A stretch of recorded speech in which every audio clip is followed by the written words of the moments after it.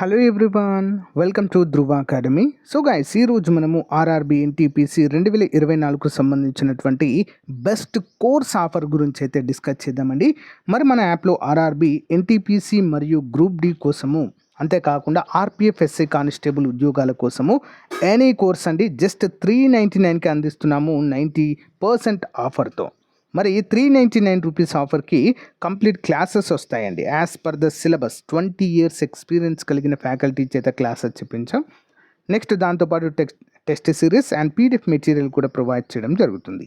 ఈ ఆఫర్ మొదటి 500 మంది అభ్యర్థులకు మాత్రమే, కాబట్టి వెంటనే తీసుకోండి ఫ్రెండ్, చాలా యూస్ఫుల్గా ఉంటుంది మీకు. ఈ రోజే మీ ప్రిపరేషన్ స్టార్ట్ చేయండి. ఓకే, ఏ విధంగా తీసుకోవాలి? యాప్ లింక్ వీడియో డిస్క్రిప్షన్లో ఉంటుంది. మన యాప్ పేరు ఆర్కే ట్యూటోరియల్. డౌన్లోడ్ చేసి మీ మొబైల్ నెంబర్తో రిజిస్టర్ అయ్యి స్టోర్ ఆప్షన్లో కోర్స్ ఉంటుంది, పర్చేజ్ చేయండి. పర్చేజ్ చేసిన తర్వాత కోర్స్ కంటెంట్ ఆప్షన్లో మీకు కావాల్సినవన్నీ కూడా క్లాసెస్, ఆన్లైన్ ఎగ్జామ్స్, పీడిఎఫ్స్ అందుబాటులో ఉంటాయి. ఓకేనా, వెంటనే పర్చేజ్ చేయండి. All the best. Thank you. Hello everyone, welcome to Dhruva academy. So guys, ఈరోజు మనము ఆర్పిఎఫ్ కానిస్టేబుల్ 10th మార్చ్కు సంబంధించి అన్ని షిఫ్టుల్లో వచ్చినటువంటి ముఖ్యమైనటువంటి జనరల్ స్టడీస్ మరియు జనరల్ నాలెడ్జ్ క్వశ్చన్స్ని ఈ వీడియోలో చూడబోతున్నాము. రానున్నటువంటి షిఫ్ట్ల వారికి చాలా చాలా ముఖ్యము. అంతేకాకుండా ఆర్ఆర్బి ఎన్టీపీసీ వాళ్ళకు, గ్రూప్ డి వాళ్ళకు కూడా, ఎస్ఎస్సి రానున్నటువంటి ఉద్యోగాలకు కూడా ఇవి చాలా చాలా ఉపయోగపడతాయండి. ఎందుకంటే ఆల్మోస్ట్ చాలా రిపీట్ అవుతున్నాయి క్వశ్చన్స్. ఓకేనా, చాలా అంటే చాలా రిపీట్ అవుతున్నాయి కాబట్టి కొంచెం జాగ్రత్తగా వీటిని వినాలి. ఓకే, లేచకుండా కంటెంట్లోకి వెళ్దాం. ముందుగా చిన్న లైక్ చేయండి చూస్తున్న ప్రతి ఒక్కరు కూడా. ఓకేనా, నేను ప్రీవియస్ వీడియోలో ఒక క్వశ్చన్ అడిగాను. భారత సుప్రీంకోర్టు ప్రధాన న్యాయమూర్తి ప్రజెంట్ ఎవరున్నారు? 51వ ప్రధాన న్యాయమూర్తి అంటే సంజీవ్ ఖన్నా గారు ఉన్నారు. ఓకేనా, గమనించాలి. ప్రపంచంలో భారతదేశ వైశాల్యం ఎంత? What percentage of the world area in India? ఎంత అండి? 2.41% ఉందండి ప్రపంచ విస్తీర్ణంలో. 100% మన భూ విస్తీర్ణంలో చూసినట్లయితే 2.41% భారతదేశము ఆక్రమించింది. ఓకేనా, మరి జనాభా పరంగా చూసినట్లయితే 17.5% అయితే ఉంటుంది. ఓకేనా, ప్రపంచంలో 17.5% మద్దతు ఇస్తుంది ఈ ఉన్నటువంటి భూమి.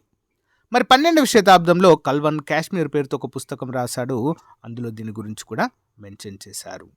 నెక్స్ట్ వన్, భారతదేశంలో హరిత విప్లవం 1970లో ప్రారంభమైంది. The green revolution in India began in 1970s. ఎప్పుడండి? 1960లో ఎగ్జాక్ట్లీ ప్రారంభమైందండి. ఓకేనా, హరిత విప్లవం 1960లో ప్రారంభమైంది. ఇది 1960లలో కాంగ్రెస్ నాయకుడు లాల్ బహదూర్ శాస్త్రి ప్రధానమంత్రిగా ఉన్న సమయంలో భారతదేశంలో ప్రారంభమైంది. దీన్నే 3వ వ్యవసాయ విప్లవము అని కూడా పిలుస్తారు. ఏంటండి? 3వ వ్యవసాయ విప్లవము. మరి నార్మన్ బోర్లాంగ్ను హరిత విప్లవ పితామహుడిగా ప్రపంచంలో పిలుస్తారు. మరియు అతను 1970 సంవత్సరంలో నోబెల్ శాంతి బహుమతిని అందుకోవడం చూడవచ్చు. హరిత విప్లవం యొక్క జన్మస్థలం మరియు శ్మశాన వాటిక మెక్సికో. అంటే అక్కడనే పుట్టింది, అక్కడనే అంతా కూడా అయింది అని అర్థం. సింపుల్గా చెప్పాలంటే ఏంటండి? బాట్ అండ్ బోన్ అంటారు మెక్సికోలో. ఎందుకంటే నార్మన్ బోర్లాంగ్ మెక్సికోకు చెందిన వ్యక్తి. భారతదేశంలో దీన్ని ప్రాచుర్యంలోకి తెచ్చిన వారెవరు? ఎంఎస్ స్వామినాథన్. లాస్ట్ ఇయర్ మరణించారండి వీరు. ఓకేనా, important person. Yes Bank managing director ఎవరు? ఓకేనా, who is the managing director of Yes Bank? ఎవరండి? మనీష్ జైన్ ఉన్నారండి present. Okay, Manish Jain 2024 December 11 నుంచి డిసెంబర్ 10, 2027 వరకు వీరు కొనసాగుతారండి, మనీష్ జైన్ గారు. Okay, important. మిథున్ చక్రవర్తికి దాదాసాహెబ్ పాల్కే అవార్డు ఎప్పుడు లభించింది? When was Mithun Chakraborty awarded the Dadasaheb Phalke award? ఎప్పుడండి? 8 అక్టోబర్ 2024. ఓకే, లాస్ట్ ఇయర్ మరి వీరికి దాదాసాహెబ్ పాల్కే అవార్డు రావడం జరిగింది. మరి 30 సెప్టెంబర్ 2024 అక్టోబర్ 8న జరిగిన 70వ జాతీయ చలనచిత్ర అవార్డుల వేడుకలలో మిథున్ చక్రవర్తిని ఈ అవార్డులతో సత్కరించారు. భారతీయ సినిమా పితామహుడిగా పేరొందిన దాదాసాహెబ్ పాల్కేకి 1969లో దాదాసాహెబ్ పాల్కే అవార్డు అయితే లభించింది. ఇంపార్టెంట్. ఓకే, నెక్స్ట్, భారత రాజ్యాంగంలో 11వ ప్రాథమిక విధిని ఎప్పుడు చేర్చారు? When was the 11th fundamental duty included in the constitution of India? ఎప్పుడండి? 2002వ సంవత్సరంలో అండి. ఓకేనా? 11వ ప్రాథమిక విధి 6 నుంచి 14 సంవత్సరాల మధ్య పిల్లలకు విద్యా అవకాశాలను కల్పిస్తుందండి. ఓకేనా? ఈ విధిని 86వ రాజ్యాంగ సవరణ ద్వారా 2002లో చేర్చారు. Simple question. ఓకేనా? 11వ విధిని ఎప్పుడు చేర్చారు? 2002లో. ఎవరికి సంబంధించింది? ఉచిత నిర్బంధ విద్య అంటారండి ఇది. ఓకేనా? ఎప్పటి నుంచి? 6 నుంచి 14 సంవత్సరాల వారికి విద్యా అవకాశాలు కల్పించడము. Okay, next one. మరి ఈ జాబితాకు జోడించబడిన 14వ ప్రాథమిక విధి 6 నుంచి 14 సంవత్సరాల వారికి అయితే విద్యా అవకాశాలు కల్పించడం అనేది జరుగుతుంది. ఓకే, 86వ రాజ్యాంగ సవరణ ద్వారా మరి భారత రాజ్యాంగంలోని 3వ భాగంలో విద్యా హక్కుగా ఇది చేర్చబడింది. విద్యా హక్కుగా. నెక్స్ట్, మాంటేగ్ చెమ్స్ఫర్డ్ లేదా మాంట్ఫోర్డ్ సంస్కరణలు అని వీటిని పిలుస్తారు. ఓకే, ఏంటండి మాంటేగ్ చెమ్స్ఫర్డ్ సంస్కరణలను వేటిని అంటారు? భారత ప్రభుత్వ చట్టం 1919 ద్వారా రూపొందించిన వాటిని మాంటేగ్ చెమ్స్ఫర్డ్ సంస్కరణలు అనేటువంటి పేరుతో పిలుస్తాము. Next one. ఇతను చంద్రగుప్త మౌర్యుని ఆస్థానానికి పంపిన గ్రీకు రాయబారి. ఎవరు మరి? Who was the Greek ambassador sent to the court of Chandragupta Maurya? ఎవరండి? మెగస్తనీస్. చాలా ఇంపార్టెంట్ పర్సన్. ఈయన రాసినటువంటి ఇండికా చాలా ఫేమస్ గ్రంథం అండి. ఇండికా మెగస్తనీసే రాశారు. ఓకేనా? ఈ ఇండికాలోనే చంద్రగుప్త మౌర్యుడు వారి యొక్క సామ్రాజ్యం గురించి చాలా గొప్పగా మెన్షన్ చేశారండి మెగస్తనీస్. ఓకేనా? చంద్రగుప్త మౌర్యుడు. గుప్తుల కాలాన్ని స్వర్ణయుగంతో పోలుస్తామండి మనం. ఓకేనా? స్వర్ణ యుగముతో అయితే పోల్చడము జరుగుతుంది.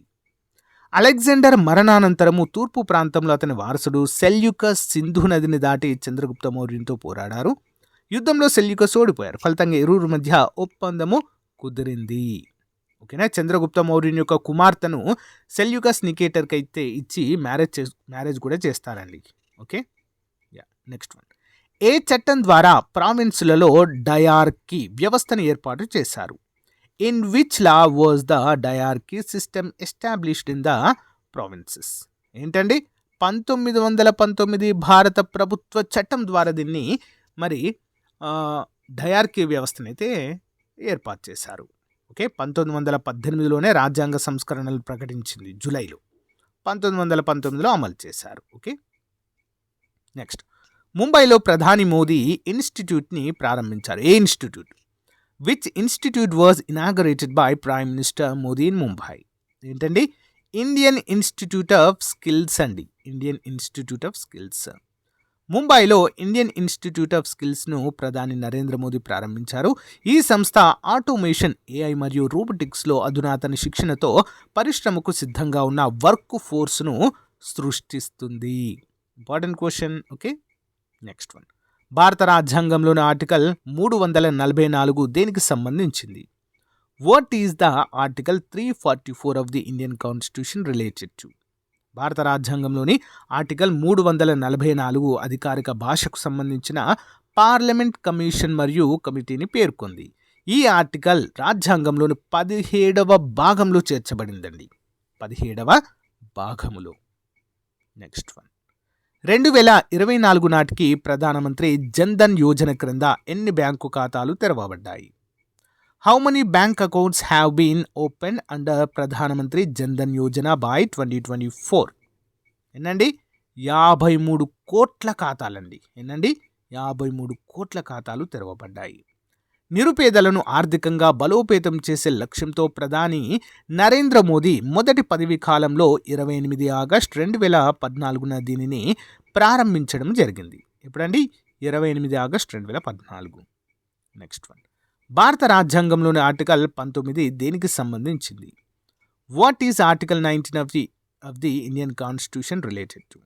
భారత రాజ్యాంగంలో ఆర్టికల్ 19లో వాక్ స్వాతంత్రానికి సంబంధించిన నిబంధన ఉంది.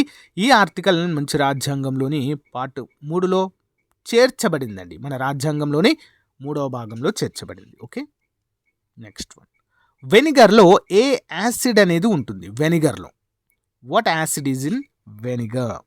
ఎసిటిక్ ఆమ్లం ఉంటుందండి. CH3COOHని ఇథోనోయిక్ ఆమ్లం అని కూడా పిలుస్తారు. దీన్ని ఎసిటిక్ యాసిడ్ ఏమంటారు? ఇథోనోయిక్ ఆమ్లం అని కూడా అంటారు. దీని యొక్క pH ఎంత అండి? 2.5. ఓకేనా. 7 కంటే తక్కువ ఉన్న వాటిని ఆమ్లాలు అంటారండి. 7 కంటే ఎక్కువ ఉన్న వాటిని క్షారాలు అంటారు. pH విలువ. Okay, proportion of hydrogen. Next one, MSME అంటే ఏంటి? What is MSME? చిన్న, సూక్ష్మ మరియు మధ్య తరహా పరిశ్రమలు. ఓకే, ఎంఎస్ఎంఈ అంటారు. నెక్స్ట్ వన్, మొఘల్ రాజవంశాన్ని ఎవరు స్థాపించారు? Who founded the Mughal dynasty? Babur 1926లో ప్రారంభించారండి, స్థాపించారు. అతను తన తండ్రి వైపు తైమూర్ మరియు తల్లి వైపు చెంగిజ్ ఖాన్ వంశస్థుడుగా చెప్పుకోవచ్చు. మొఘల్ రాజవంశానికి చెందిన కొందరు ప్రముఖ పాలకులు బాబర్, హుమాయూన్, అక్బర్, జహంగీర్, షాజహాన్, ఔరంగజేబ్. మరి 1526లో బాబర్ భారతదేశంలో స్థాపించింది మొఘల్ రాజవంశం అండి. మరి 1526లో జరిగిన యుద్ధం ఏంటండి? మొదటి పానిపట్టు యుద్ధము. ఇదే మొఘల్ సామ్రాజ్యానికి నాంది పలికింది. మొదటి పానిపట్ యుద్ధము. మరి మీ క్వశ్చన్ ఏంటి? GK question. మొదటి పానిపట్టు యుద్ధము బాబర్కి మరియు ఎవరి మధ్య జరిగింది? కామెంట్ చేయండి ఫ్రెండ్స్. మీకు తెలియకపోతే మొదటి పానిపట్టు యుద్ధం అని కామెంట్ పెట్టని ఆన్సర్ చెప్తా. ఓకే, నెక్స్ట్ వన్, 1857 విప్లవం సమయంలో అవధ్లో బ్రిటిష్ వారికి కమాండర్ ఎవరు?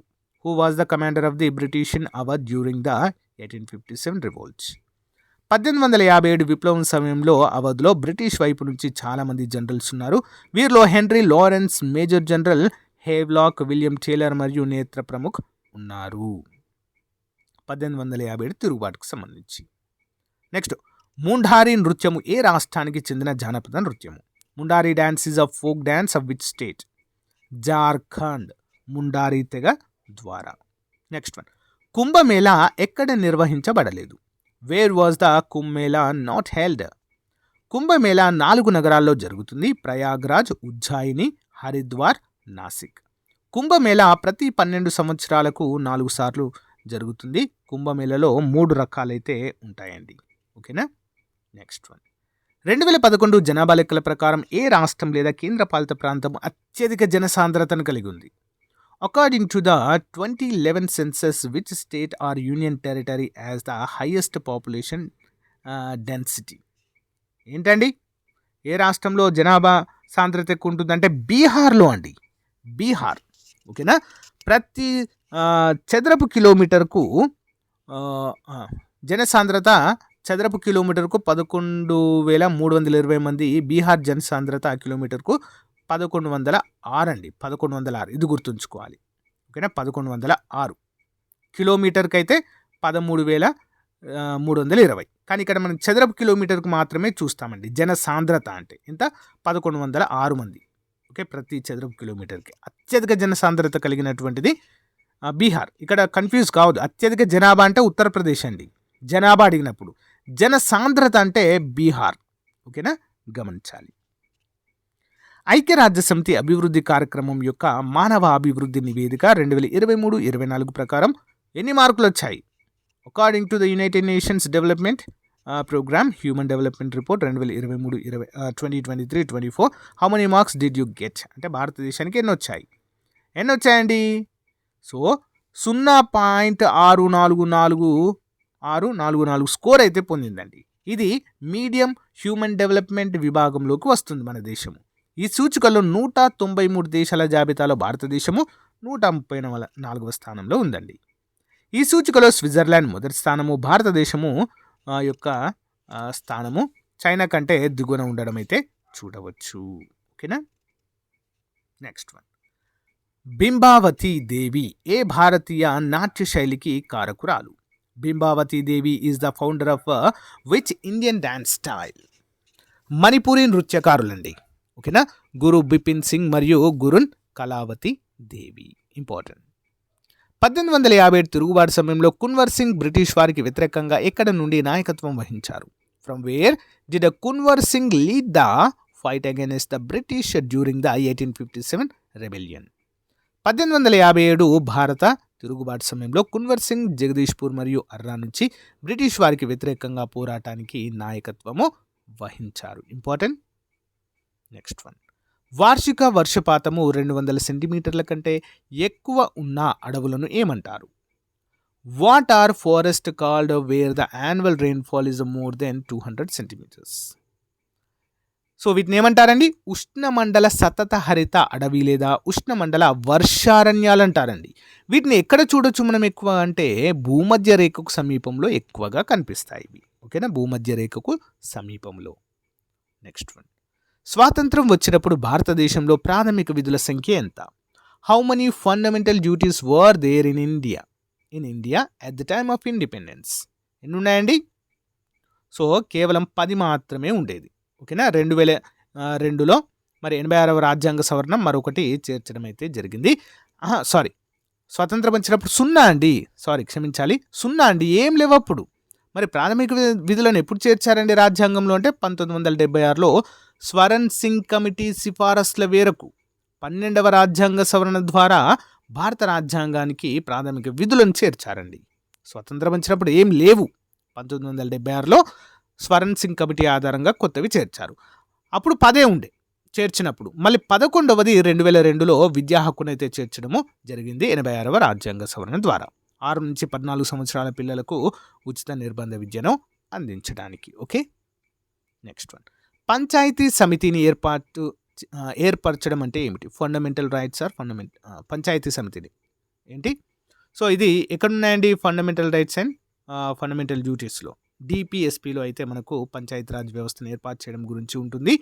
భారత రాజ్యాంగంలో ఆర్టికల్ 40లో గ్రామ పంచాయతీల సంస్థకు సంబంధించిన ఆర్టికల్ను ప్రస్తావించబడ్డాయి. ఇంపార్టెంట్. ఇటీవల మను బాకర్ ఎవరి బ్రాండ్ అంబాసిడర్గా ఉన్నారు? Whose brand ambassador is Manu Bhaker recently? ఓడరేవులు, షిప్పింగ్ మరియు జలమార్గాల మంత్రిత్వ శాఖ బ్రాండ్ అంబాసిడర్గా ఒలింపిక్ పతక విజేత మను బాకర్ నియమితులయ్యారు. ఈ నియామకము సెప్టెంబర్ 2024లో జరిగింది. Okay, important. భారత రాజ్యాంగంలోని ఆర్టికల్ 152 నుంచి 167 వరకు ఏమి ప్రస్తావించబడింది? What is mentioned in articles 152 to 167 of the constitution of India? రాష్ట్ర కార్యవర్గం గురించి సమాచారము అందించబడింది 6వ భాగంలో. Okay, important. భారత రాజ్యాంగ ముసాయిదాను మొదటిసారిగా ఎవరు తయారు చేశారు?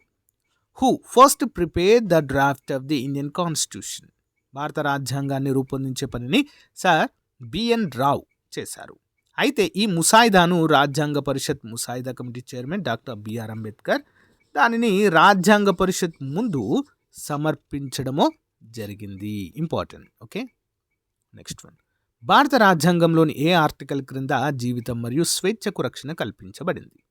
Under which article of the Indian constitution life and liberty are protected? Article 21 జీవితాన్ని జీవించే స్వేచ్ఛనైతే ప్రసాదిస్తుంది. జీవించే హక్కు అండి. దీన్ని మనము జపాన్ నుంచి తీసుకున్నాం. ఓకే, మహిళా పారిశ్రామికవేత్త డాక్టర్ శివాని వర్మ ద్వారా ఇటీవల ఏఏఐ అంటే ఆర్టిఫిషియల్ ఇంటెలిజెన్స్ సాధనం అభివృద్ధి చేయబడింది. By women entrepreneur doctor Shivani Varma which AI tool was developed recently? ఏంటండి దాని పేరు? దైవిక దృష్టి అండి దాని పేరు. ఓకే, దైవిక దృష్టి. Next one. నలంద విశ్వవిద్యాలయ స్థాపకులు ఎవరు? Who is the founder of Nalanda university? ఎవరండి? కుమారగుప్తుడు. ఎప్పుడు? 5వ శతాబ్దంలో కుమారగుప్తుడు యొక్క విరాళాలతో ఆయన ఇచ్చినటువంటి ఆర్థిక సహాయంతో నలంద యూనివర్సిటీని బీహార్లో స్థాపించడం అయితే జరిగింది. ఓకే, సో నెక్స్ట్ ఇంకొకటి కూడా అడుగుతున్నారండి కాంపిటేటివ్ ఎగ్జామ్స్లో. విక్రమశిల విశ్వవిద్యాలయాన్ని స్థాపించిన వారు ఎవరు అని అడుగుతున్నారు. ధర్మపాల. ఓకే, ధర్మపాల గుర్తుంచుకోవాలి. ఇవి రెండు కూడా గుర్తుంచుకోవాలి. ఫోర్బ్స్ ప్రకారం భారతదేశ ఆర్థిక వ్యవస్థ ఏంటి? According to Forbes what is India's economy? ఏంటండి? 4.27 ట్రిలియన్ల జీడిపితో ప్రపంచంలో 5వ స్థానంలో ఉందండి ఫోర్బ్స్ ఇటీవలి నివేదిక ప్రకారము. Okay, important. మరి ప్రపంచ అత్యంత శక్తివంతమైన దేశాల జాబితాలో 12వ స్థానంలో ఉందండి ఇండియా. Okay, next. పశ్చిమ బెంగాల్, ఒడిశా మరియు అస్సాంలో వరి రకాన్ని ఏమని పిలుస్తారు? What is the variety rice is called in west Bengal, Odisha and Assam? ఏంటండి? ఆస్, అమన్, బోరో వంటి రకాలను ఇక్కడ పండిస్తారు. భారతదేశంలో వరి ఎక్కువగా పండించేటువంటి దిగుమతి ఎక్కువగా చేసే రాష్ట్రం ఏంటండి? పశ్చిమ బెంగాలే అండి. పశ్చిమ బెంగాల్లోనే వరి ఉత్పత్తి అనేది ఎక్కువగా ఉంటుంది. Okay, next. గ్రహ చలన నియమం గురించి ఖగోళ శాస్త్రవేత్త జాన్ కెప్లర్ చేసిన ప్రకటన తప్పు. ఏ ప్రకటన తప్పు? Which statement made by astronomer John Kepler about the laws of planetary motion is false. ఏంటండి? ఖగోళ శాస్త్రవేత్త జాన్ కెప్లర్ గ్రహాల చలనానికి సంబంధించి 3 చట్టాలను అంటే 3 లాస్ని అందించారు. వీటిని కెప్లర్ యొక్క గ్రహణ చలన నియమాలని అంటారు ఫ్రెండ్స్. ఓకేనా? Next one. సెమీ కండక్టర్ ప్లాంట్కు ప్రధానమంత్రి నరేంద్ర మోదీ ఇటీవల ఎక్కడ శంకుస్థాపన చేశారు? ఎక్కడ చేశారండి? గుజరాత్లో అండి. ఓకేనా? మొత్తము 3 కొత్త సెమీ కండక్టర్ ప్లాంట్లు అయితే శంకుస్థాపన చేశారు. ఒకటి గుజరాత్ అండి, 2 అస్సాం మరియు 3 టాటా గ్రూప్ ద్వారా ఏర్పాటు చేయడం అయితే జరిగింది టాటా ప్లాంట్లో. ఓకేనా? ఇంపార్టెంట్, గమనించాలి అందరూ కూడా. 2వ అణు విద్యుత్ ప్లాంట్ ఎక్కడ స్థాపించబడింది అని క్వశ్చన్ అడిగారండి ఈరోజు. Wear was the second nuclear power plant established? ఇక్కడ రాజస్థాన్లోని రావణ్ బటా అండి. రావణ్ బటా 1975లో కెనడా ప్రభుత్వ సహకారంతో స్థాపించబడింది. ఇంపార్టెంట్, ఇది 2వ అణు విద్యుత్ కేంద్రం. మరి మొదటిది ఏంటండి? తారాపూర్, గుజరాత్ అండి. తారాపూర్, మహారాష్ట్ర. తారాపూర్ మొట్టమొదటి అణు విద్యుత్ పవర్ స్టేషన్ అండి. 2వది వచ్చేసి Rawatbhata atomic power station, Rajasthan. 2024లో భారత టెన్నిస్ ఆటగాడు రోహన్ బోపన్న మరియు ఆస్ట్రేలియాకు చెందిన మాథ్యూ ఎబ్డెస్ ఓపెన్ డబుల్ టైటిల్ని గెలుచుకున్నారు. ఏంటండి? Australia open. ఈయన ఇటలీకి చెందిన సిమోన్ బోలెల్లి మరియు వావాసోరిని ఓడించడము జరిగింది. ఇంపార్టెంట్. వేణుగోపాల్ ఏ శాస్త్రీయ నృత్యానికి సంబంధించిన వారు? Venugopal is related to which classical dance? Bharatanatyam అండి. ఓకేనా? Bharatanatyam. Reserve bank of India ప్రస్తుత రెపో రేట్ ఎంత? What is the current repo rate of the reserve bank of India? ఫిబ్రవరి 7, 2025 reserve bank of India repo రేట్ను 6.50% నుంచి 6.25% తగ్గించింది. అంటే ఈ కోత 25 బేసిక్ పాయింట్లు అయితే తగ్గించడం జరిగింది. దీని ద్వారా లోన్స్ తీసుకున్న వారికి కలిసి వచ్చేటువంటి అంశంగా చెప్పుకోవచ్చు. ఓకే. గవర్నర్ను ఎవరు నియమిస్తారు? Who appoints the governor? రాష్ట్రపతి గవర్నర్ నియామకాన్ని చేపడతారండి. భారత రాజ్యాంగంలోని 153 నుంచి 162 వరకు ఈ విషయాలను గురించి గవర్నర్కు సంబంధించిన అధికారాలు, విధులు, నియామకాలు అన్నీ కూడా దీనిలో చర్చించబడ్డాయి. Next one. చోటా నాగపూర్ పీఠభూమి క్రింది ఏ రాష్ట్రాన్ని చుట్టుముట్టింది? ఓకేనా? ఏ రాష్ట్రాలను ఉంటుందండి? జార్ఖండ్, ఛత్తీస్గఢ్, పశ్చిమ బెంగాల్, బీహార్ మరియు ఒడిషా. Important question. ఓకే.